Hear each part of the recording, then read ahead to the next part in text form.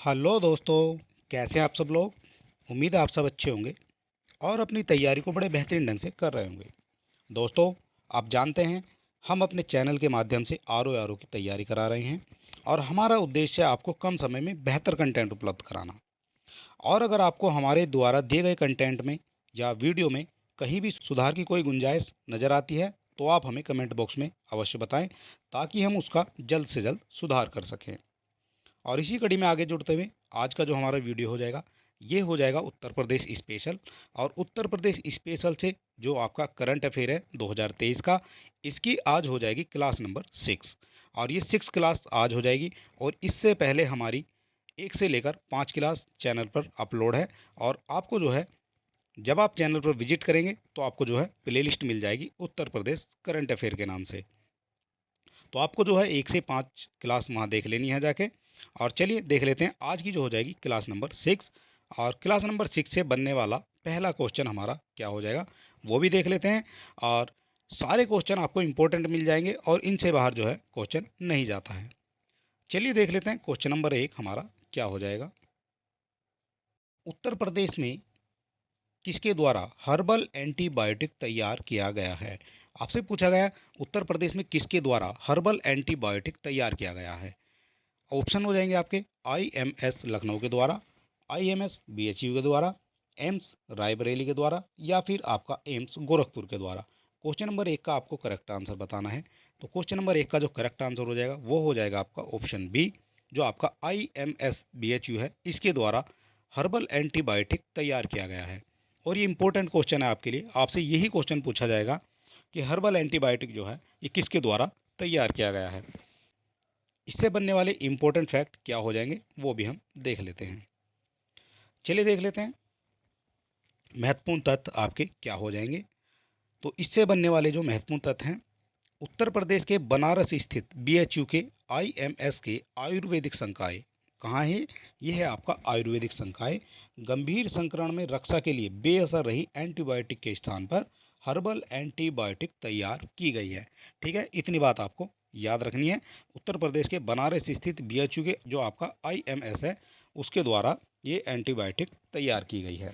और बीएचयू के आयुर्वेदिक संकाय के डॉक्टर प्रिया मोहन के नेतृत्व में पूरी टीम ने हर्बल एंटीबायोटिक को तैयार किया है। आपसे क्वेश्चन में ये पूछा जा सकता है किसके द्वारा आपकी हर्बल एंटीबायोटिक तैयार की गई है। ये की गई है डॉक्टर प्रिया मोहन के नेतृत्व में पूरी टीम के द्वारा। इनकी पूरी टीम थी, उसके द्वारा इसको तैयार किया गया है। और माइक्रोबायोलॉजी विभाग के लैब में जीवाणु पर इसका ट्रायल किया जा चुका है। और अगर इसमें कामयाबी मिलती है तो पूरी दुनिया के लिए हर्बल एंटीबायोटिक संजीवनी साबित हो सकती है। बीएचयू की बात करते हैं तो बीएचयू के माइक्रोबायोलॉजी लैब में दो तरह के जीवाणु को इसमें लिया गया है। एक होता है आपका ग्राम पॉजिटिव, इसकी जो है मोटी कोशिका होगी। और एक हो जाएगा ग्राम निगेटिव यानी पतली कोशिका वाला। और इस पर जो है अलग अलग इनका असर देखा गया है। और वैज्ञानिकों ने पाया कि ग्राम निगेटिव पर ज़्यादा असर हुआ है। ठीक है, ये बात आपको याद रखनी है। और एंटीबायोटिक दो शब्दों एंटी और बायो से मिलकर बना शब्द है, जिसका अर्थ होता है एंटी लाइफ। ठीक है, इतनी बात आपको क्वेश्चन 1 से याद रखनी है। और ये हो जाएगी आपकी बीएचयू और ये हो जाएगी आपकी हर्बल एंटीबायोटिक। और चलिए देख लेते हैं क्वेश्चन नंबर 2 हमारा क्या हो जाता है। क्वेश्चन नंबर 2 हो जाएगा हमारा, उत्तर प्रदेश का पहला कैनाइन सेंटर कहाँ स्थापित किया जा रहा है। कैनाइन सेंटर की बात हो रही है और आपसे पूछा गया है उत्तर प्रदेश का पहला है, इसीलिए ये इम्पोर्टेंट हो जाता है। उत्तर प्रदेश का पहला कैनाइन सेंटर कहाँ स्थापित किया जा रहा है। अलीगढ़ में, बरेली में, अमरोहा में, या फिर आपका हापुड़ में। क्वेश्चन नंबर 2 का आपको करेक्ट आंसर बताना है, क्या हो जाएगा। तो क्वेश्चन नंबर 2 का जो करेक्ट आंसर हो जाएगा वो हो जाएगा आपके बी यानी बरेली में। तो उत्तर प्रदेश का जो पहला कैनाइन सेंटर है वो आपका बरेली में स्थापित किया जा रहा है। क्वेश्चन नंबर 2 का ऑप्शन बी करेक्ट हो जाएगा। और इससे बनने वाले इंपॉर्टेंट फैक्ट, ये कैनाइन सेंटर है और उत्तर प्रदेश का पहला सेंटर है, इसलिए ये आपकी परीक्षा की दृष्टि से इम्पोर्टेंट हो जाता है। चलिए देख लेते हैं महत्वपूर्ण पॉइंट। और ये हो जाएगा आपका उत्तर प्रदेश के बरेली के आईवीआरआई में कुत्तों के व्यवहार और उनसे संबंधित बीमारियों द्वारा या बीमारियों पर अध्ययन करने के लिए जल्द ही देश का पहला कैनाइन सेंटर बनाया जाएगा। देखिए दोस्तों, कितना इम्पोर्टेंट ये क्वेश्चन आपके लिए हो जाता है, क्योंकि यूपी का पहला नहीं है, ये देश का भी पहला कैनाइन सेंटर है। और कैनाइन सेंटर आपको बता दिया गया है, ये आईवीआर में जो है कुत्तों के व्यवहार और उनसे संबंधित बीमारियों के अध्ययन के लिए जल्द ही देश का पहला कैनाइन सेंटर बनाया जाएगा। ये बहुत इंपॉर्टेंट क्वेश्चन है और आपको इस तरह के क्वेश्चन ही हैं आपकी परीक्षा में देखने को मिलेंगे। और चलिए देख लेते हैं दूसरा पॉइंट। भारतीय कृषि अनुसंधान परिषद यानी आईसीएआर दिल्ली ने इस advance research centre for canine project को मंजूरी दी है। आपसे ये क्वेश्चन भी पूछा जा सकता है कि कैनाइन सेंटर या कैनाइन प्रोजेक्ट को मंजूरी किसके द्वारा दी गई है, तो ये दी गई है आपकी आईसीएआर के द्वारा। और जाने अनजाने में कई बार पालतू कुत्ते अपने मालिक पर ही आक्रामक हो जाते हैं, और ऐसे में कुत्तों पर शोध केंद्र की आवश्यकता महसूस की गई है, जिसमें उनके व्यवहार एवं बीमारियों पर शोध किया जा सकेगा। ठीक है, ये हो जाएगा आपका कैनाइन सेंटर। और अगला पॉइंट हो जाएगा आपका आईवीआरआई बरेली ने एक डीपीआर बनाकर आईसीआर दिल्ली को भेजा है, और जिसकी मंजूरी उनको मिल गई है। और अगले 2 महीने में आईवीआर बरेली में इस प्रोजेक्ट के लिए भवन निर्माण और अन्य कार्य भी शुरू हो जाएंगे। तो ये कहाँ है, ये हो जाएगा आपका बरेली में। ये आपको याद रखना है। कैनाइन सेंटर में CT scan, MRI, tumour, radiotherapy, hitech pathology आदि की सुविधाएं भी मिलेंगी, और ये केवल आपका हो जाएगा डॉग्स के लिए। और ये हो जाएगा आपका आईसीएआर। आपने समझ लिया है, आपका जो देश का पहला कैनाइन सेंटर है ये आपका बरेली में बनाया जा रहा है। ये आपके लिए बहुत ही इंपॉर्टेंट क्वेश्चन हो जाता है। और चलिए दोस्तों देख लेते हैं क्वेश्चन नंबर 3 हमारा क्या कहता है। ये हो जाएगा आपका, लखनऊ की सौम्या मिश्रा के निर्देशन में कहाँ पर मिलेट मेला और स्वराज स्वतंत्रता की गाथा का आयोजन किया गया है। ये क्वेश्चन उससे भी इम्पोर्टेंट है। हमने सारे क्वेश्चन ऐसे लिए हैं जो आपकी परीक्षा की दृष्टि से इम्पोर्टेंट हैं और जिनके एग्ज़ाम में आने की पूरी पूरी संभावना है। एक भी क्वेश्चन आपको ऐसा नहीं मिलेगा जिसको आप स्किप कर सको। तो क्वेश्चन नंबर 3 आपने देख लिया है किस तरह का क्वेश्चन है, और अभी इससे जब आप इसके इंपॉर्टेंट फैक्ट पढ़ेंगे तब देखेंगे इस क्वेश्चन की कितनी वैल्यू है। तो चलिए समझ लेते हैं। लखनऊ की सौम्य मिश्रा के निर्देशन में कहाँ पर मिलेट मेला और स्वराज स्वतंत्रता की गाथा का आयोजन किया गया है? जापान में, कनाडा में, अमेरिका में, या फिर आपका फ्रांस में? तो क्वेश्चन नंबर 3 का जो करेक्ट आंसर हो जाएगा वो हो जाएगा आपका कनाडा में। और मिलेट मेला और स्वराज स्वतंत्रता की गाथा ये कनाडा में इसका आयोजन किया गया है।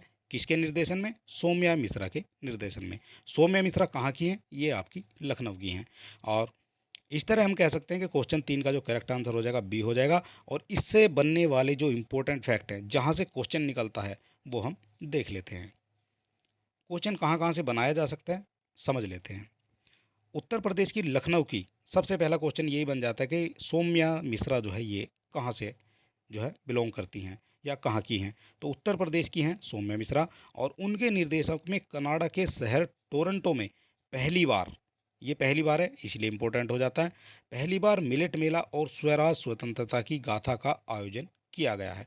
कहाँ किया गया है? कनाडा में किया गया है, पहली बार किया गया है। किसका आयोजन किया गया है? मिलेट मेला स्वराज स्वतंत्रता की गाथा का आयोजन किया गया है। ठीक है, चलिए और इम्पोर्टेंट क्वेश्चन इससे क्या निकल कर आ सकते हैं या एग्जामिनर जो है कहाँ कहाँ से आपको क्वेश्चन देगा वो भी समझ लेते हैं। यह आपका इस कार्यक्रम में 2 साल से लेकर 65 साल तक के प्रतिभागियों ने भारत के स्वतंत्रता संग्राम एक गाथा की प्रस्तुति की है, और इसमें 80 स्वतंत्रता सेनानियों का उल्लेख था। इस कार्यक्रम में भारत के 28 राज्यों और 2 केंद्र शासित प्रदेशों के 40 प्रकार के मिलेट से बने पारंपरिक व्यंजन शामिल थे। ठीक है, ये चीज़ आपको याद रखनी है। 28 राज्यों के मिलेट इसमें शामिल थे, 2 केंद्र शासित प्रदेशों के भी जो है 40 प्रकार के मिलेट थे। ठीक है, और सौम्य मिश्रा ने बताया कि इस नाटकीय कथा यानी इस नाटकीय कथा के संपादन में लगभग 3 साल का समय लगा है। इसमें 80 स्वतंत्रता सेनानियों का उल्लेख था। यहाँ से आपसे पूछा जा सकता है कि ये जो आपका मिलेट मेला था इसमें जो है कितने स्वतंत्रता सेनानियों का उल्लेख था? तो इसमें था आपका 80 स्वतंत्रता सेनानियों का उल्लेख, और इसमें अधिकतर वे स्वतंत्रता संग्राम के हीरो शामिल थे जिनके बारे में लोगों ने कभी भी नहीं सुना है। और ये लास्ट पॉइंट इससे हमारा संबंधित हो जाएगा। इसके बाद मिलेट रेसिपी बुक का डिजिटल अनावरण हुआ है और इस किताब में होम्स कुक्स की 34 व्यंजन विधियाँ शामिल हैं, जिन्हें 4 श्रेणियों में बांटा गया है। आपके लिए क्यों इम्पोर्टेंट हो जाता है? ये आपके लिए क्यों इम्पोर्टेंट हो जाता है? क्योंकि ये यूपी से संबंधित है, ठीक है। और यूपी में भी लखनऊ से संबंधित है। सौम्या मिश्रा हैं ये, और इन्होंने जो है कनाडा में मिलेट मेला और स्वराज स्वतंत्रता की गाथा का आयोजन किया, इसलिए ये जो है इम्पोर्टेंट हो जाती हैं। चलिए देख लेते हैं क्वेश्चन नंबर 4 हमारा क्या कहता है। ये हो जाएगा क्वेश्चन नंबर 4। और हाल ही में किसने उत्तर प्रदेश क्रिकेट एसोसिएशन का निदेशक बनाया गया है? आपसे पूछा गया हाल ही में किसको उत्तर प्रदेश क्रिकेट एसोसिएशन का निदेशक बनाया गया है? देवेंद्र सिंह चौहान को, संतोष कुमार मिश्रा को, या सत्यार्थ अनिरुद्ध पंकज को, और रवि शंकर छवि को। तो क्वेश्चन नंबर 4 का करेक्ट आंसर क्या हो जाएगा, ये आपको बताना है। तो क्वेश्चन नंबर 4 का जो करेक्ट आंसर हो जाएगा, ये हो जाएगा आपका देवेंद्र सिंह चौहान को। और देवेंद्र सिंह चौहान जी के बारे में और थोड़ा सा पढ़ लेते हैं। फिलहाल क्वेश्चन नंबर 4 का जो करेक्ट आंसर हो जाएगा, वो हो जाएगा हमारा ए। और इससे बनने वाले जो आपके इंपॉर्टेंट फैक्ट हैं वो भी हम देख लेते हैं। यूपी के पूर्व डायरेक्टर जनरल ऑफ पुलिस यानी डीजीपी देवेंद्र सिंह चौहान को उत्तर प्रदेश क्रिकेट एसोसिएशन यानी UPCA Uttar Pradesh cricket association के डायरेक्टर पैनल में शामिल किया गया है। और लखनऊ के एक निजी होटल में यूपीसीए के अध्यक्ष निधिपति सिंघानिया की ऑनलाइन अध्यक्षता में हुई बैठक में यूपीसीए के 12 निदेशकों की सर्वसम्मति से यह फैसला लिया गया है। इसके बाद देख लेते हैं, यूपीसीएन में पहली बार किसी प्रशासनिक अधिकारी को शामिल किया गया है, इसलिए ये क्वेश्चन आपकी जो है इम्पोर्टेंट हो जाता है। और राजीव शुक्ला के इस्तीफे के बाद से ये जो पद है वो खाली चल रहा था। अभी तक यूपीसीए के निदेशकों की सूची में 12 लोग कार्यरत थे, लेकिन देवेंद्र सिंह चौहान के जुड़ने के बाद निदेशकों की संख्या जो है 13 हो गई है। निदेशक मतलब डायरेक्टर होता है। मूल रूप से मैनपुरी के निवासी डॉक्टर देवेंद्र सिंह चौहान का जन्म, ये बात कर रहे हैं डॉक्टर देवेंद्र सिंह चौहान के बारे में। तो ये मूल रूप से कहाँ के निवासी हैं? ये है मैनपुरी के निवासी। डॉक्टर देवेंद्र सिंह चौहान का जन्म कब हुआ था? 20 मार्च 1963 को हुआ था, और ये महाराष्ट्र के सतारा में हुआ था, ठीक है। इतनी बात आपको देवेंद्र सिंह चौहान से याद रखनी है। और ये हो जाएंगे आपके देवेंद्र सिंह चौहान। और लास्ट पॉइंट हो जाएगा आपका, देवेंद्र सिंह चौहान 31 मार्च 2023 को अपने पद से रिटायर हो गए हैं, ठीक है। इसलिए इनको यूपीसीए का अध्यक्ष या निदेशक बनाया गया है। और चलिए देख लेते हैं क्वेश्चन नंबर हमारा हो जाएगा 5। क्वेश्चन नंबर 5 हमारा क्या कहता है। राष्ट्रपति द्रौपदी मुर्मू के द्वारा CRPF assistant commandant Amit Kumar को शौर्य चक्र से सम्मानित किया गया है। वह उत्तर प्रदेश के किस जिले के रहने वाले हैं? यह आपसे पूछा गया है। CRPF assistant commandant Amit Kumar को शौर्य चक्र से सम्मानित किया गया है, और ये उत्तर प्रदेश के किस जिले के रहने वाले हैं? तो चलिए देख लेते हैं क्वेश्चन नंबर 5 का करेक्ट आंसर क्या हो जाएगा। मेरठ हो जाएगा, इटावा हो जाएगा, बरेली हो जाएगा, या फिर सहारनपुर हो जाएगा। तो क्वेश्चन नंबर 5 का करेक्ट आंसर हो जाएगा मेरठ से संबंधित। जो आपके अमित कुमार हैं जिनको शौर्य चक्र से सम्मानित किया गया है, वो मेरठ के रहने वाले हैं। और मेरठ के कहाँ के रहने वाले हैं और इनसे संबंधित क्या क्या इंपॉर्टेंट फैक्ट हो जाते हैं वो भी हम समझ लेते हैं। ये हो जाएंगे आपकी, राष्ट्रपति द्रौपदी मुर्मू ने सीआरपीएफ के असिस्टेंट कमांडेंट, यहाँ आपसे पूछा जा सकता है कौन है, ये हैं आपके सीआरपीएफ के असिस्टेंट कमांडेंट अमित कुमार को जम्मू कश्मीर में आतंकियों के खिलाफ हुए ऑपरेशन के दौरान अदम्य साहस दिखाने पर शौर्य चक्र से सम्मानित किया गया है। और अमित कुमार को शौर्य चक्र श्रीनगर के बरजुल्ला इलाके में 12 अक्टूबर 2020 को हुए ऑपरेशन के लिए दिया गया है। ये बात आपको याद रखनी है अमित कुमार जी से। और 15 अगस्त 2022 को उन्हें इस ऑपरेशन के साथ साथ अन्य ऑपरेशन के लिए 3 पुलिस पदक से सम्मानित करने की घोषणा हुई है। अमित कुमार मेरठ के न्यू मीनाक्षीपुरम के निवासी हैं। और अमित का जो परिवार है मूल रूप से बुलंदशहर जिले के गांव निसुरखा के निवासी हैं। और इनके पिता जीत सिंह भी सेना में जो है सेवानिवृत्त हैं। ये भी बात आपको याद रखनी है। आपसे इनका स्थान पूछा गया, ये मेरठ के मीनाक्षीपुरम के रहने वाले हैं। अमित ने आर्मी स्कूल मेरठ कैंट में अपनी स्कूल की पढ़ाई पूरी की है। और मेरठ कॉलेज में बीएससी और भौतिक विज्ञान में भी एमएससी की है। वर्ष 2013 में अमित सीआरपीएफ में सीधे नियुक्त होकर अधिकारी बने हैं और विभिन्न स्थानों पर तैनात रहने के बाद अप्रैल 2018 में उनकी नियुक्ति श्रीनगर स्थित वैली क्यूएटी के कमांडर के पद पर हो गई थी। इतनी बात आपको अमित जी से याद रखनी है। और इन साहसिक कार्यों की सराहना में सरकार अमित को अब 14 प्रशस्ति पत्र देकर सम्मानित कर चुकी है। अब तक इन्हें 14 प्रशस्ति पत्र मिल चुके हैं और गत 29 अगस्त से उनकी तैनाती नई दिल्ली में वन सिग्नल सीआरपीएफ में असिस्टेंट कमांडेंट के पद पर है।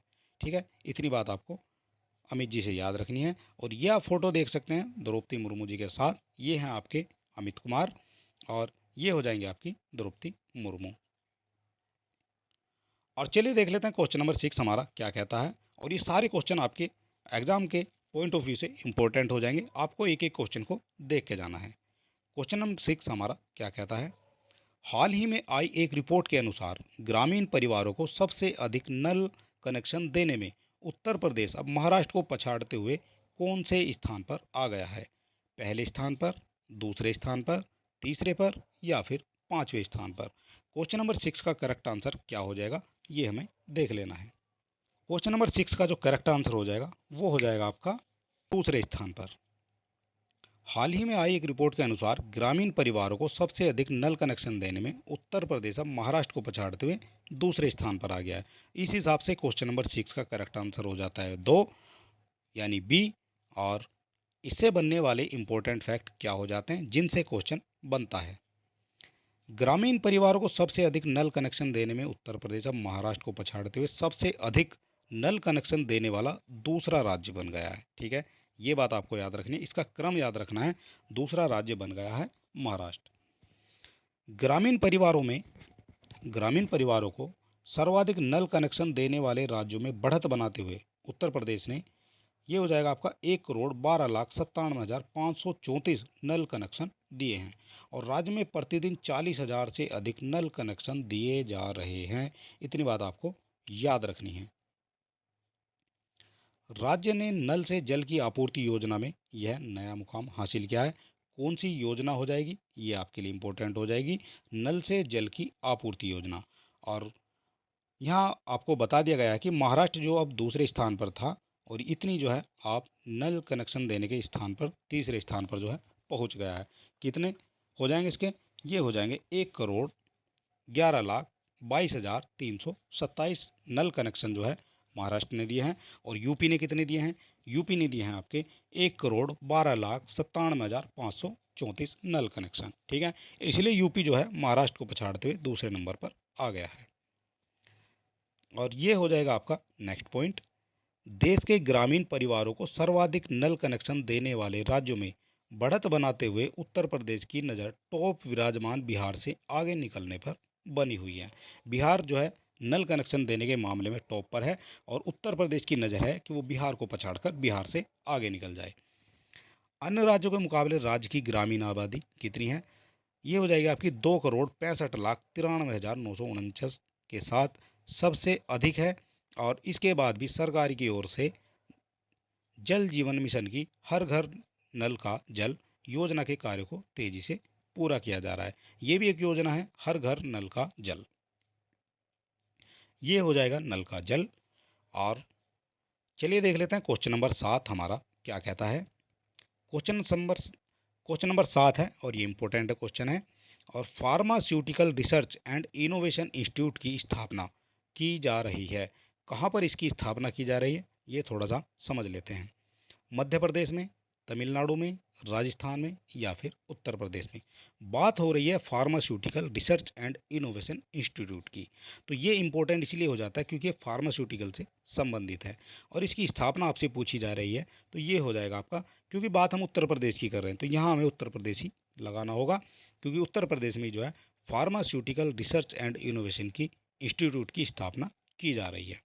और क्वेश्चन नंबर 7 का जो करेक्ट आंसर हो जाएगा वो हो जाएगा आपका डी यानी उत्तर प्रदेश। और इससे बनने वाले जो इंपॉर्टेंट फैक्ट हैं वो भी समझ लेते हैं। ये हो जाएंगे आपके मुख्यमंत्री योगी आदित्यनाथ ने एक उच्च स्तरीय बैठक में प्रदेश के फार्मास्यूटिकल सेक्टर के विकास की संभावनाओं पर चर्चा के दौरान फार्मा सेक्टर में शोध और अनुसंधान को एक मैन्युफैक्चरिंग को बढ़ावा देने के लिए प्रदेश में एक नवीन संस्थान यानी pharmaceutical research and innovation institute की स्थापना के लिए आवश्यक दिशा निर्देश दिए हैं। तो इसकी जो स्थापना के आदेश दिए हैं या दिशा निर्देश दिए हैं, किसने दिए हैं? ये योगी आदित्यनाथ जी ने दिए हैं। ये हो जाएगा आपका, मुख्यमंत्री योगी आदित्यनाथ ने कहा है कि फार्मा मैन्युफैक्चरिंग इकाइयों की संख्या में उत्तर प्रदेश देश का छठा सबसे बड़ा राज्य है। ये स्थान आपको याद रखना है, यहाँ से क्वेश्चन बन सकता है। देश का कौन सा स्थान है, प्रदेश का कौन सा स्थान है देश में? ये हो जाएगा छठा स्थान। अब लक्ष्य देश में अग्रणी राज्य बनने का है और इसी प्रकार देश में फार्मास्यूटिकल मैन्युफैक्चरिंग में भी राज्य का योगदान मात्र 2% है, जिसे 10-12% तक पहुंचाने की आवश्यकता है। ठीक है, ये चीज़ आपको याद रखनी है। और अगला पॉइंट क्या हो जाएगा? ये हो जाएगा आपका फार्मास्यूटिकल सेक्टर के लिए AKTU यानी लखनऊ और वे अन्य प्राविधिक शिक्षक संस्थान, जो भी आपके प्राविधिक शिक्षक संस्थान हैं, मानव संसाधन उपलब्ध कराने में सक्षम है। और प्रदेश में फार्मा पार्क निर्माण की कार्यवाही चल रही है तथा मेडिकल डिवाइस पार्क का भी निर्माण किया जाएगा। ठीक है, इतनी बात आपको याद रखनी है। फिलहाल हमारे जो क्वेश्चन का आंसर हुआ है वो हुआ है उत्तर प्रदेश। और आपसे पूछा गया था pharmaceutical research and innovation institute की स्थापना हुई है आपकी उत्तर प्रदेश में। ये हो जाएगा आपका यूपी में स्थापित होगा pharmaceutical research and innovation institute. और चलिए दोस्तों देख लेते हैं क्वेश्चन नंबर 8 हमारा क्या कहता है। ये हो जाएगा क्वेश्चन नंबर 8। उत्तर प्रदेश के किस जिले में सिंगापुर की तर्ज पर नाइट सफारी की स्थापना की जाएगी?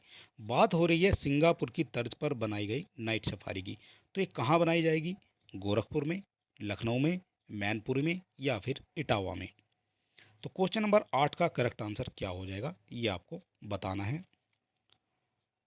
तो क्वेश्चन नंबर 8 का जो करेक्ट आंसर हो जाएगा वो हो जाएगा आपका लखनऊ।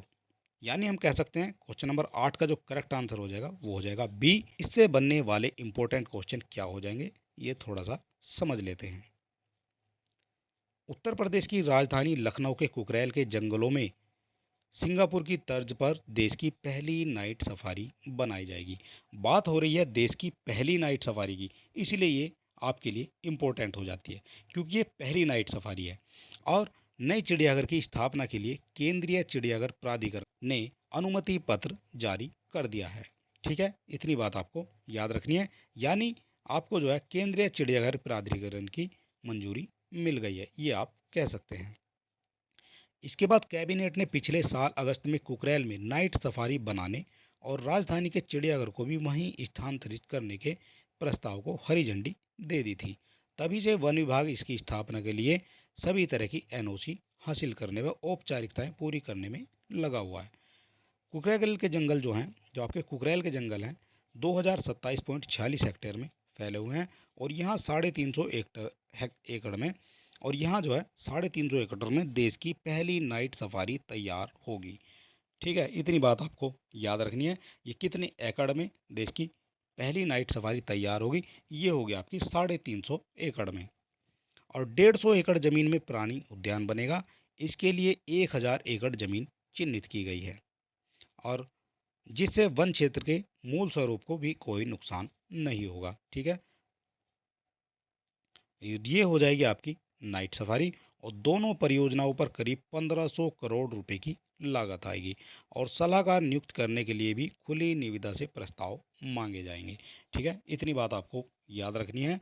और ये है आपकी नाइट सफारी और उत्तर प्रदेश के जो है लखनऊ में सिंगापुर की तर्ज पर ये नाइट सफारी बनाई जाएगी। फिलहाल ये दिन का सीन है। और चलिए देख लेते हैं क्वेश्चन नंबर 9 हमारा क्या कहता है। नोएडा की तर्ज पर बसाया जाएगा किसको?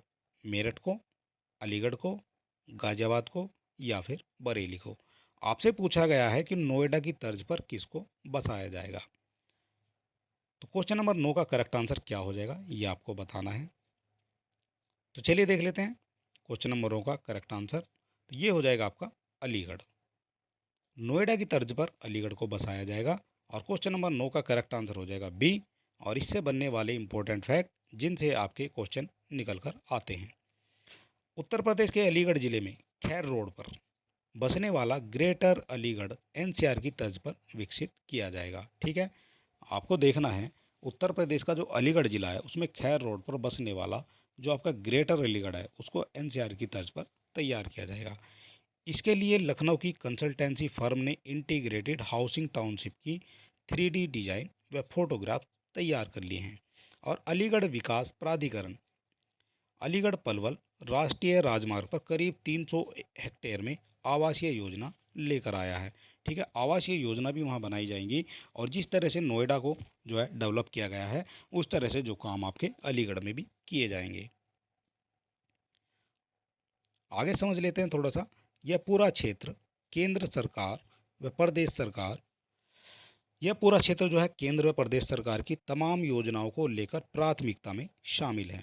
टाउनशिप के लिए जो आपका एडीए है और लखनऊ की फर्म में डिज़ाइन आदि तैयार कराई गई है और एडीए के मुताबिक ग्रेटर अलीगढ़ जो है सेक्टरों में विभाजित होगा।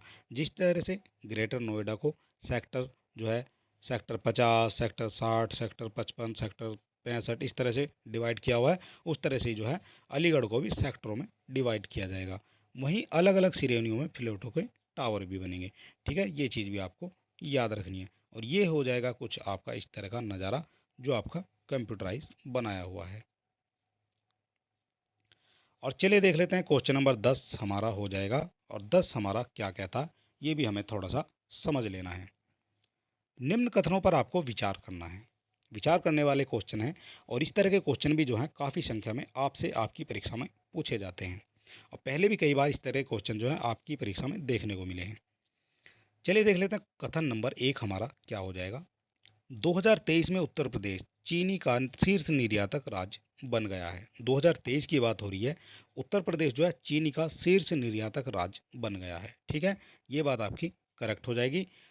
2023 में उत्तर प्रदेश चीनी निर्यातक जो है शीर्ष राज्य बन गया है।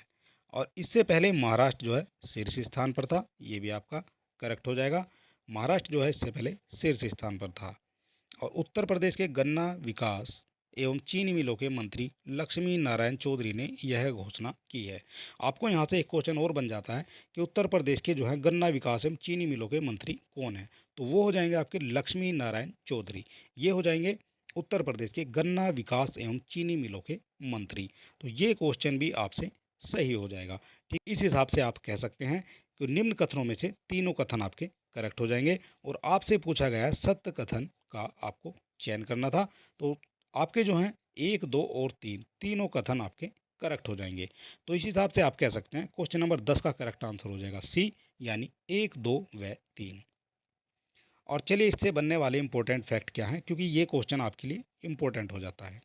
सारे क्वेश्चन हमने इंपॉर्टेंट लिए हैं। ठीक है, और चलिए देख लेते हैं पॉइंट, समझ लेते हैं ये क्या क्या कहता है। उत्तर प्रदेश के गन्ना विकास एवं चीनी मिलों के मंत्री कौन मंत्री हैं? मंत्री लक्ष्मी नारायण चौधरी। उन्होंने बताया कि उत्तर प्रदेश एक बार फिर भारत का शीर्ष चीनी उत्पादक राज्य बन गया है और चीनी उत्पादन में इससे पहले महाराष्ट्र को पीछे छोड़ दिया है। ठीक है, ये बात आपको याद रखनी है। क्वेश्चन यहीं से बनेगा कि इसने किस राज्य को पीछे छोड़ा है। 2022 में महाराष्ट्र चीनी उत्पादन में उत्तर प्रदेश को पीछे छोड़कर भारत का शीर्ष चीनी उत्पादक राज्य बना था। और वर्ष 21-22 में महाराष्ट्र द्वारा 138 लाख टन चीनी का उत्पादन किया गया था, जबकि उत्तर प्रदेश द्वारा उत्पादित कुल चीनी कितनी थी? ये थी आपकी 105 लाख टन। और प्रदेश में जो है 2348 लाख टन गन्ने का उत्पादन हुआ है, जबकि महाराष्ट्र में 1413 लाख टन गन्ने का उत्पादन हुआ है। ये बात भी आपको याद रखनी है। और ये हो जाएगा आपका 2022-23 सीजन में उत्तर प्रदेश में चीनी मिलों की गन्ने की पैराई ये हो जाएगी आपकी 1084.57 लाख टन थी, जबकि महाराष्ट्र में जो है ये कितनी थी? 1053 लाख टन। ठीक है, उत्तर प्रदेश में कुल 157 चीनी मिल हैं। ये क्वेश्चन आपसे एक बार परीक्षा में पूछा गया है कि उत्तर प्रदेश में या सबसे ज़्यादा चीनी मिलें किस राज्य में हैं? तो सबसे ज़्यादा जो चीनी मिलें ये महाराष्ट्र में हो जाएंगी। ये क्वेश्चन आपसे जो है परीक्षा में पूछा जाता है। ठीक है, और उत्तर प्रदेश में जो है 157 चीनी मिलें हैं और जिनमें 118 परिचालन में हैं, जबकि महाराष्ट्र में 246 हैं और इसकी परिचालन में कितनी है? केवल 210 हैं। चालू सीजन उत्तर प्रदेश में 53 लाख हेक्टेयर में गन्ने की खेती हुई है, जो देश में किसी भी राज्य से ज़्यादा है। ठीक है, और महाराष्ट्र में इसका आधा यानी 14.87 लाख हेक्टेयर में खेती हुई है। ये चीज़ आपको समझ लेनी है, क्योंकि ये संबंधित है किसानों से, तो इसलिए ये इम्पोर्टेंट हो जाती है। और ये है आपकी शुगर की स्थिति, जो आपकी टॉप शुगर प्रोडक्ट जो आपकी प्रोड्यूसिंग है स्टेट कौन कौन सी हैं। सबसे पहले महाराष्ट्र है, ये आपका डाटा है आपका 21-22 तक का। इसके बाद जो डाटा अभी अपडेट नहीं हुआ है, तो यहाँ आपको सबसे पहले नंबर पर 138 जो आपकी ये लाख टन में जो है दी हुई है, और 138 लाख टन जो है महाराष्ट्र में है। 104 लाख टन जो है ये आपका उत्तर प्रदेश दूसरे नंबर पर था, लेकिन इस समय जो है 23-24 में उत्तर प्रदेश जो है पहले स्थान पर आ गया है। और चलिए देख लेते हैं दोस्तों, क्वेश्चन नंबर 11 हमारा क्या कहता है। ये हो जाएगा आपका क्वेश्चन नंबर 11। निम्न कथनों पर आपको विचार करना है। पहला कथन क्या हो जाएगा, श्री रामचरितमानस अब विश्व का सबसे लंबा गीत बन चुका है। बात हो रही है रामचरितमानस की, इसलिए ये क्वेश्चन आपके लिए इम्पोर्टेंट हो जाता है। यहाँ आप बिल्कुल इसको जो है IMP लिख सकते हैं। ठीक है, रामचरितमानस की बात हो रही है, तो इसलिए ये क्वेश्चन इम्पोर्टेंट है। और इसको थोड़ा सा हम समझ लेते हैं किस तरह से जो है आपसे पूछा जा सकता है। श्री रामचरितमानस अब विश्व का सबसे लंबा गीत बन चुका है, ये जो कथन है आपका करेक्ट हो जाएगा। और क्यों करेक्ट हो जाएगा ये हम समझेंगे एक्स्ट्रा फैक्ट की मदद से। उत्तर प्रदेश के बनारस जनपद के डॉक्टर जगदीश पिल्लई ने 138 घंटे 51 मिनट व 20 सेकंड में श्री रामचरितमानस गीत को गाया है। ठीक है, ये पॉइंट भी आपका करेक्ट हो जाएगा। और पहले ये रिकॉर्ड अमेरिका और यूनाइटेड किंगडम के नाम था, और अब जो है ये भारत के नाम हो गया है, तो ये पॉइंट भी आपका करेक्ट हो जाएगा। इस हिसाब से आप कह सकते हैं। और आपसे जो पूछा गया है, ये पूछा गया है सत्य कथन आपको बताना है। तो सत्य कथन कौन से हो जाएंगे, एक भी सत्य हो जाएगा, दो भी हो जाएगा, तीन भी हो जाएगा, यानी सभी आपके सत्य हो जाएंगे। ठीक है, तो 11 का करेक्ट आंसर हो जाएगा आपका सी। और ये कितना इंपॉर्टेंट क्वेश्चन है ये हम समझते हैं एक्स्ट्रा पॉइंट की मदद से। ये हो जाएंगे आपके एक्स्ट्रा फैक्ट। और ये क्वेश्चन आपके लिए बहुत ही इंपॉर्टेंट है, यहाँ से आप समझ लेते हैं। श्री रामचरितमानस अब विश्व का सबसे लंबा गीत बन चुका है। ठीक है, सबसे लंबा गीत बन चुका है श्री रामचरितमानस।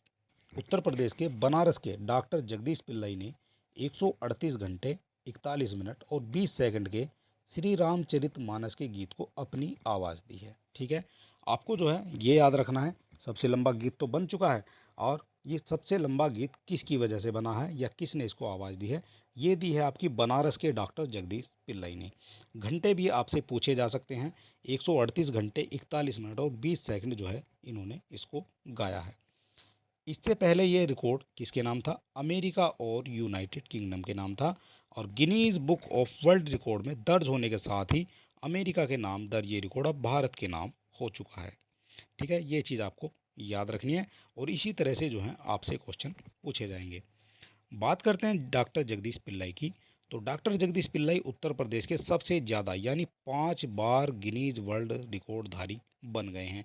यहाँ से क्वेश्चन पूछा जा सकता है कि उत्तर प्रदेश के सबसे ज़्यादा गिनीज वर्ल्ड रिकॉर्ड जो है पाने वाले कौन बन गए हैं, तो ये हैं आपके बनारस के डॉक्टर जगदीश पिल्लई। ठीक है, ये क्वेश्चन भी आपसे पूछा जा सकता है।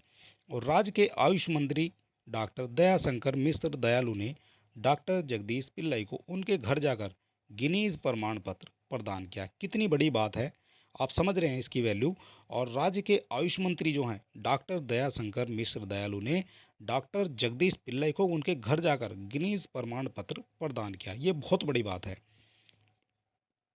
और अगला पॉइंट क्या हो जाएगा, हमने केवल दोस्तों इसमें इंपॉर्टेंट फैक्ट रखे हैं और बाकी की चीज़ें हमने नहीं ली हैं। जो आपके इम्पोर्टेंट हो जाते हैं आपकी एग्ज़ाम की दृष्टि से, वो ही हमने इसमें केवल लिया है। बात करते हैं डॉक्टर जगदीश पिल्लई ने हिंदी भाषी ना होने के बावजूद, उनको जो है हिंदी भाषा नहीं आती है और ना ही वो हिंदी भाषा को बोल पाते हैं, और अवधि में इतने सुंदर एवं भावनात्मक जो तरीके से भजन व कीर्तन के साथ इतने लंबे समय गीत को खुद धुन देकर गाया है, और इसे जो है गिनीज बुक में दर्ज कराया है।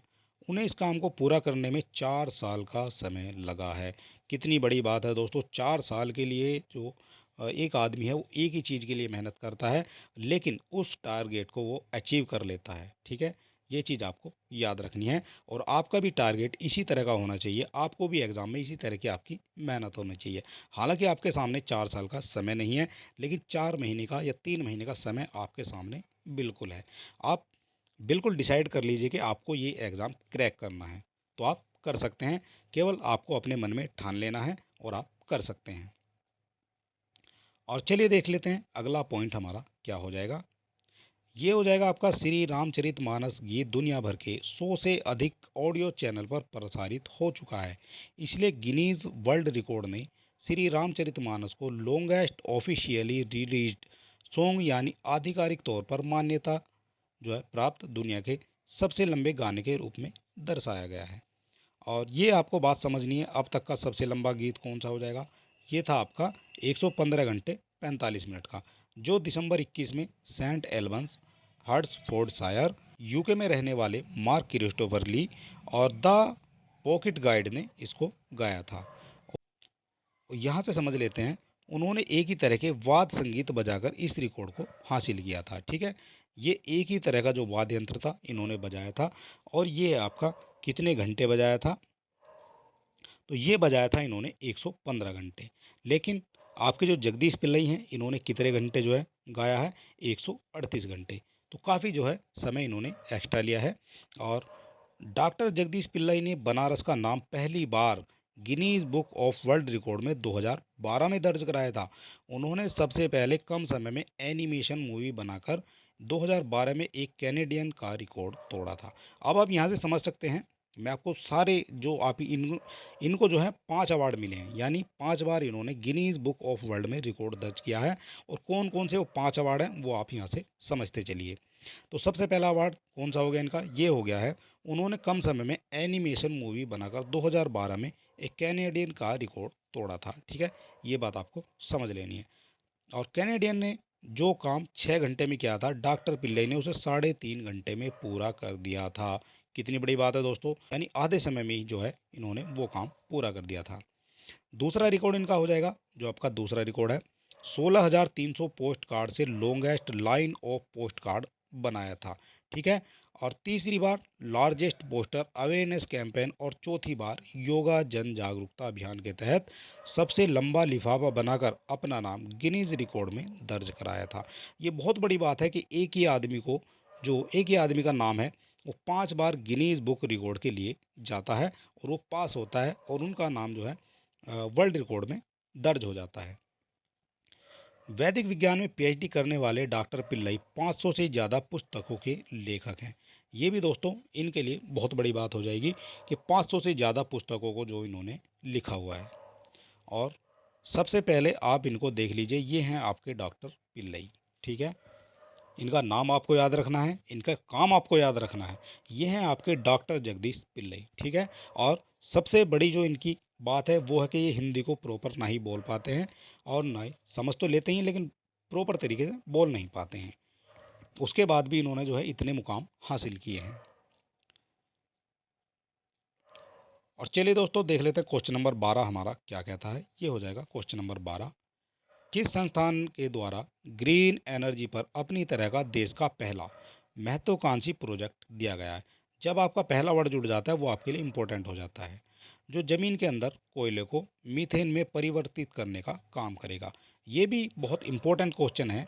आपसे पूछा गया है किस संस्थान के द्वारा ग्रीन एनर्जी पर अपनी तरह का देश का पहला महत्वाकांक्षी प्रोजेक्ट दिया गया है, जो जमीन के अंदर कोयले को मीथेन में परिवर्तित करने का कार्य करेगा। ठीक है, तो ये कौन सा हो जाएगा, IIT Roorkee, IIT Varanasi, IIT Gorakhpur या फिर आईआईटी प्रयागराज। आपको बताना है उसका नाम जिसके द्वारा जो जो आपका महत्वाकांक्षी प्रोजेक्ट है ये दिया गया है।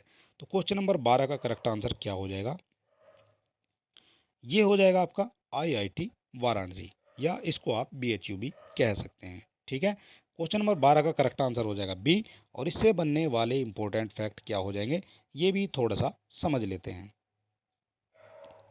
बात करते हैं, कोयला मंत्रालय ने उत्तर प्रदेश के बनारस हिंदू विश्वविद्यालय यानी बीएचयू के वैज्ञानिकों को ग्रीन एनर्जी पर अपनी तरह का देश का पहला महत्वाकांक्षी प्रोजेक्ट दिया है, जिसके अंतर्गत वैज्ञानिक कोयले को जमीन के अंदर इसकी मूल स्थिति में मीथेन में बदलने का कार्य करेंगे। ठीक है, ये चीज़ आपको याद रखनी है। ये कहाँ के जो हैं वैज्ञानिक हो जाएंगे, ये हो जाएंगे आपके उत्तर प्रदेश के बनारस हिंदू विश्वविद्यालय यानी BHU के वैज्ञानिकों ने ग्रीन एनर्जी पर अपनी तरह का देश का पहला महत्वाकांक्षी प्रोजेक्ट दिया है। ठीक है, और ये क्या काम करेगा, ये आपका ज़मीन के अंदर जाकर कोयले को मीथेन में बदलने का कार्य करेगा। ये बात आपको याद रखनी है और ये क्वेश्चन जो है इम्पोर्टेंट हो जाता है। ऊर्जा संकट के मद्देनज़र ही जो आपका मंत्रालय ने कोयले के बायो मिथेनाइजेशन पर यह महत्वपूर्ण परियोजना दी है। और नेक्स्ट पॉइंट समझ लेते हैं, ये हो जाएगा आपका प्रोफेसर प्रकाश सिंह तथा प्रोफेसर आशा लता सिंह की टीम DST के एक अन्य प्रोजेक्ट के अध्ययन कर रही है और भारत के पूर्वोत्तर और कुछ अन्य स्थानों में पाए जाने वाले सल्फर युक्त कोयला कौन सा है, ये है सल्फर युक्त कोयला, और इससे जो है बायोकेमिकल तकनीक द्वारा कैसे सल्फर कम किया जा सके इस पर काम कर रहे हैं। और अगला पॉइंट हो जाएगा आपका, इस अध्ययन से दो परिणाम निकलेंगे। पहला, यह कोयले को जमीन में ही मीथेन में बदलकर ग्रीन एनर्जी प्राप्त की जा सकेगी, और दूसरा, कोयला खनन रोकने से पर्यावरण को होने वाले दुष्परिणाम से भी बचाया जा सकेगा। और हाल ही में कोल इंडिया के जो CMPTI के वरिष्ठ पदाधिकारियों ने BHU का दौरा किया है और परियोजना की बारीकियों को जाना है। ठीक है, ये इंपॉर्टेंट हो जाता है। ये हो जाएंगे आपकी BHU और ये हो जाएंगे आपकी जो आपकी भट्टियाँ जो होती है कोयले की। चलिए देख लेते हैं क्वेश्चन नंबर 13 हमारा क्या कहता है। डिजिटल लेन देन को बढ़ावा देने के लिए समर्थ अभियान का संबंध किस राज्य से है। समर्थ अभियान की बात हो रही है और आपको बताना है इसका संबंध जो है किस राज्य से हो जाएगा। गोवा से, उत्तर प्रदेश से, गुजरात से या फिर आपका हिमाचल प्रदेश से। इसका जो संबंध हो जाएगा वो हो जाएगा आपका उत्तर प्रदेश से। क्वेश्चन नंबर 13 का करेक्ट आंसर हो जाएगा बी। और इससे बनने वाले इंपॉर्टेंट फैक्ट क्या हो जाते हैं वो भी थोड़ा सा समझ लेते हैं। बात करते हैं, केंद्रीय ग्रामीण विकास और पंचायती राज मंत्री गिरिराज सिंह ने उत्तर प्रदेश की राजधानी लखनऊ में अमृत महोत्सव के तहत 50,000 ग्राम पंचायतों में डिजिटल लेन देन को बढ़ावा देने के लिए समर्थ अभियान का शुभारंभ किया है। यहाँ से आपका क्वेश्चन बन जाता है कि समर्थ अभियान का शुभारंभ किसके द्वारा किया गया है। तो ये किया गया है केंद्रीय ग्रामीण विकास और पंचायती राज मंत्री गिरिराज सिंह के द्वारा। ठीक है, और अगला पॉइंट हो जाता है हमारा, ग्रामीण विकास मंत्रालय 50,000 ग्राम पंचायतों में डिजिटल लेन देन को बढ़ावा देने के लिए समर्थ अभियान चला रहा है, जो 1 फरवरी 2023 से शुरू हुआ है और 15 अगस्त 2023 तक आज़ादी के अमृत महोत्सव के अंतर्गत जारी रहेगा। और बात करते हैं समर्थ अभियान की, तो समर्थ अभियान का बड़ा जोर जो है विशेष रूप से महिलाओं पर केंद्रित है, करते हुए ग्रामीण क्षेत्रों में डिजिटल लेन देन को बढ़ावा देने पर है। ठीक है, ये जो आपका समर्थ अभियान है ये महिलाओं पर जो है विशेष ध्यान केंद्रित करता है। और इससे बनने वाले अन्य फैक्ट क्या हो जाएंगे, इसके अलावा BC सखियों को बायोमेट्रिक POS मशीन भी वितरित की गई हैं और नव नियुक्ति BC सखियों को नियुक्ति पत्र सौंपे गए हैं। इस कार्यक्रम में पूरे भारत में लगभग 1,000 BC सखियों ने भाग लिया और राज्य ग्रामीण आजीविका मिशन और पूरे भारत के जो अन्य हितधारक वेबकास्ट के माध्यम से इस कार्यक्रम में शामिल हुए हैं और इस कार्यक्रम को जो सोशल मीडिया पर लाइव स्ट्रीम किया गया है। ठीक है, ये चीज़ आपको याद रखनी है। और ये हो जाएंगे आपके समर्थ कैंपेन। ठीक है, ये आपके जो है हो जाएंगे मुख्यमंत्री के साथ अन्य लोग। चलिए देख लेते हैं क्वेश्चन नंबर हमारा 12 हो जाएगा। 12 क्वेश्चन नंबर हमारा क्या कहता है ये थोड़ा सा समझ लेते हैं। प्रदेश में 7 डेवलपमेंट रीजन बनाए जाने के लिए शहरी विकास के लिए गठित कमेटी ने किसको सिफारिश भेजी है। किसको सिफारिश भेजी है 7 डेवलपमेंट रीजन बनाए जाने के लिए, राष्ट्रपति को, प्रधानमंत्री को, गृह मंत्री को या फिर आपका मुख्यमंत्री को। प्रदेश में 7 डेवलपमेंट रीजन बनाए जाने हैं और आपसे पूछा गया है तो ये कमेटी जो आपकी गठित कमेटी है उसने किसको सिफारिश भेजी है। तो ये भेजी है आपकी प्रधानमंत्री को और ये जो है वहाँ से अब राज्य सरकार को भेजी गई है। ठीक है, ये बात आपको याद रखनी है। और 14 का जो करेक्ट आंसर है ये हो जाएगा आपका बी। और इससे बनने वाले इंपॉर्टेंट फैक्ट क्या होते हैं वो भी थोड़ा सा समझ लेते हैं। शहरी विकास के लिए गठित केंद्र सरकार की हाई लेवल कमेटी ने उत्तर प्रदेश में 7 विकास क्षेत्र बनाने की सिफारिश राज्य सरकार को भेज दी है। ठीक है, और इसमें क्षेत्रीय योजना के तहत रिवर फ्रंट डेवलपमेंट और ग्लोबल गेटवे सिस्टम के विकास पर फोकस किया जाएगा और नदी विकास से आवास एवं रोजगार की समस्या हल होगी। इसलिए जो है 7 डेवलपमेंट रीजन बनाए जा रहे हैं। समिति के अध्यक्ष कौन हैं? ये हैं केशव वर्मा ने एनसीआर की तर्ज पर लखनऊ में राज्य राजधानी क्षेत्र स्थापित करने की भी सिफारिश की है और इसमें लखनऊ, कानपुर देहात और उन्नाव, बरेली, बाराबंकी, सीतापुर और हरदोई जिलों को शामिल करने का प्रस्ताव रखा है। और ये आपके कुछ फैक्ट हो जाएंगे। और पूरे राज्य में मेट्रो का परिचालन संभव नहीं है और इसमें जितनी पूंजी लगाई गई है उतनी आय नहीं हो पा रही है। ऐसे में राज्य सरकार छोटे शहरों में आसानी से आवाजाही के लिए ट्रोमा सिस्टम विकसित करना चाहती है। ठीक है, और कम पूंजी में, जिससे यात्रियों को सस्ती सुविधा मिल सके। क्षेत्रीय योजना से शहर में जो गांवों तक विकास का रास्ता खुल जाएगा और इससे $1 ट्रिलियन की अर्थव्यवस्था का लक्ष्य जो है वो पूरा हो जाएगा। ठीक है, और आसानी से आवास और रोजगार मिल सकेंगे। इसलिए जो है 7 डेवलपमेंट रीजन क्षेत्र बनाए जा रहे हैं। प्रदेश में बनेंगे 7 डेवलपमेंट रीजन, ये आप समझ सकते हैं। और चलिए देख लेते हैं क्वेश्चन नंबर 15 हमारा क्या हो जाएगा। ये इंपॉर्टेंट क्वेश्चन हो जाएगा। क्वेश्चन नंबर 15, बरेली के जमात रजा मुस्तफ़ा के राष्ट्रीय महासचिव फरमान हसन खां को भारत गौरव रत्न से सम्मानित किया गया है। ये जो पुरस्कार है ये आपके लिए इम्पोर्टेंट है और यह पुरस्कार भारत सरकार की मिनिस्ट्री ऑफ कॉरपोरेट अफेयर्स की ओर से दिया गया है और फरमान हसन ने कोरोना के दौरान लोगों की मदद की थी। आपको बताना है सही कथन कौन कौन से हो जाएंगे।